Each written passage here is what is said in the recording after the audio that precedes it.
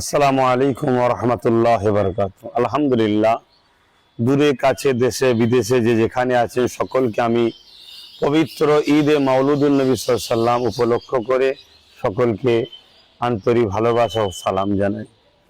রবিউল আউয়ালের মাস চলছে, আগামীকাল শুক্রবার আলহামদুলিল্লাহ পবিত্র রবিউল আউয়াল শরীফ 12 রবিউল আউয়াল।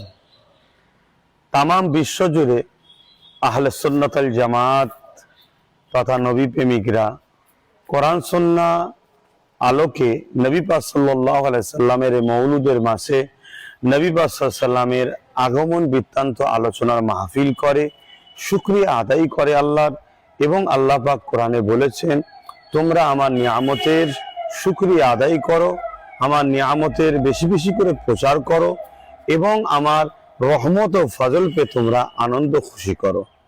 কিছু মানুষ দেখা যায় এই রবিউল আউয়ালের মিলাদুন নবীর বিরোধী করে, কিছু মানুষ আবার দেখা যায় মিলাদুন নবীর নামে আনন্দর নামে শরিয়ত বিরোধী কাজ করে। কিন্তু আহলে সুন্নাত আল জামাতের আকীদা, এই মাসে আমার নবী পাক সাল্লাল্লাহু আলাইহি সাল্লাম এবং সাহাবা হুজুরদের থেকে যে আদর্শ আমরা পেয়েছি এবং ইমাম মুস্তাহিদদের থেকে যেটা পেয়েছি, এই মাসে আমরা বড় বড় জামায়াত করে সেখানে হুজুর পাক সাল্লাল্লাহু আলাইহি সাল্লামের শিশুবেলার আলোচনা আমরা আমার নবীর উম্মতদেরকে শোনাই।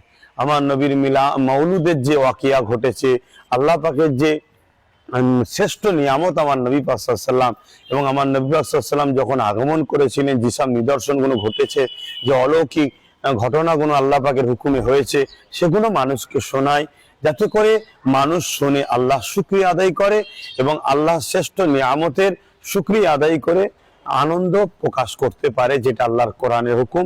কুল বিফাদলিল্লাহি ওয়া বিরহমাতিহি ফাবিযালিকা ফালিয়াফরাহু।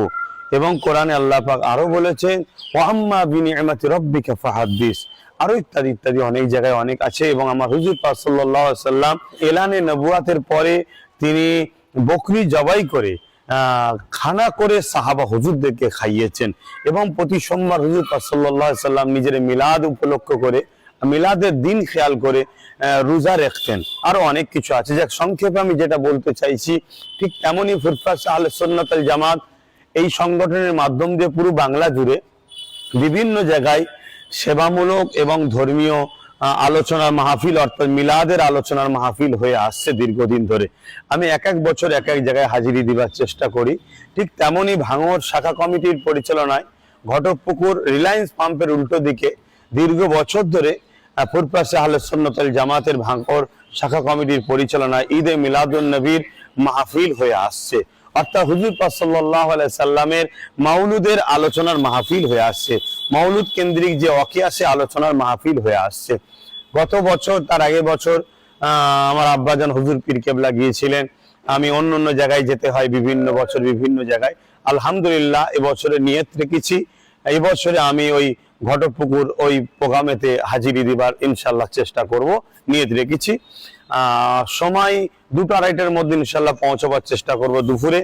আমার নবী প্রেমিক যারা আছেন প্রত্যেককে আমি খুলে আমভাবে দাওয়াত দিচ্ছি, আসুন আমরা সকলে আল্লাহর নিয়ামতের শুকরিয়া আদায় করব, আল্লাহর নিয়ামতের তাহদিস করব, প্রচার করব আমরা, কেন আল্লাহ হুকুম করেছে।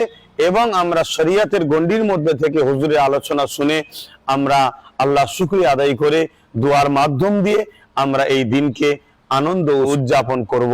এবং যারা আসবেন অবশ্যই শান্তিপ্রিয়ভাবে আসবেন, যে যেখান থেকে আসবেন শান্তিপ্রিয়ভাবে আসবেন। আশা রাখছি আপনারা সকলে দলে দলে ওই হুজুরের যারা ভালোবাসার মানুষ আছে, হুজুরের ভালোবাসার সকলে আসবেন। উদ্দেশ্য যেন একটাই হয়, ঈদে মিলাদুন নবীর উপলক্ষ করে হুজুরের মিলাদের আলোচনার, মিলাদ কেন্দ্রিক যে ওয়াকিয়ার আলোচনার মাহফিল, সেই হিসাবে আমরা এই মাহফিলে যাচ্ছি। এই উদ্দেশ্যে আপনারা সকলে আসবেন, এটা মাথায় রাখবেন। পাক পবিত্র ভাবে আসবেন, ইসলামী মাহফিলে যেভাবে আসা দরকার শরিয়তকে খেয়াল রেখে সেইভাবে আসবেন। সকলের সুস্থতা কামনা করি। আরো একবার সকলকে পবিত্র ঈদে মাওলুদুন নবী সাল্লাল্লাহু আলাইহি সাল্লামের সকলকে ভালোবাসা, আন্তরিক শুভেচ্ছা, প্রীতি জানাই।